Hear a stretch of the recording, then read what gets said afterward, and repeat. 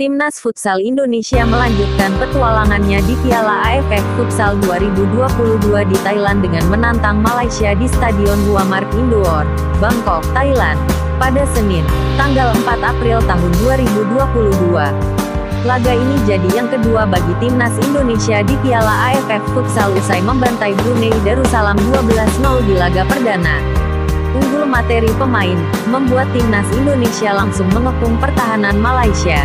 Ardiansyah Runtuboy dan kawan-kawan langsung mengukir peluang demi peluang, yang sayangnya masih bisa digagalkan oleh penjaga gawang Malaysia. Peluang terbaik dibukukan Evan Soumilena pada menit ke-7, namun masih bisa ditepis penjaga gawang Malaysia. Namun arus pertandingan berubah pada periode 5 menit ketiga babak pertama, saat Timnas Malaysia benar-benar memanfaatkan kelemahan Timnas Indonesia.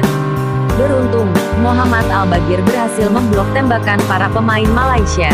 Skor masih 0-0. Pada menit-menit terakhir babak pertama, Indonesia kembali mengambil alih serangan, namun belum ada gol hingga 20 menit pertama berlalu. Skor babak pertama berakhir 0-0. Babak kedua baru dimulai, kerjasama Evan Ardiansyah Nur dan Firman Adriansyah membuahkan gol pertama saat laga baru berjalan 20 detik. Sayang keunggulan Indonesia tak bertahan lama. Semenit kemudian, Rizwan mencetak gol untuk Malaysia. Skor imbang membuat Timnas Futsal Indonesia kembali menambah intensitas serangan ke pertahanan Malaysia. Peluang terbaik diciptakan oleh Sauki Saud lewat dribble melewati dua pemain lawan di menit keempat. Sayang masih ditepis oleh penjaga gawang Malaysia. Gelombang serangan Indonesia akhirnya berbuah manis usai Firman Adriansyah mencetak gol di menit ke-9. Skor 2-1 untuk Timnas Indonesia.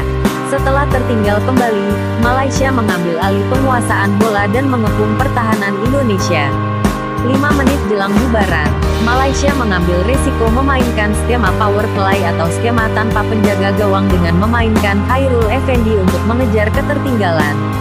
Keasikan menyerang Indonesia justru kembali menambah gol lewat sepakan keras Evan Soumilena dari luar sirkel 4 menit jelang bubaran.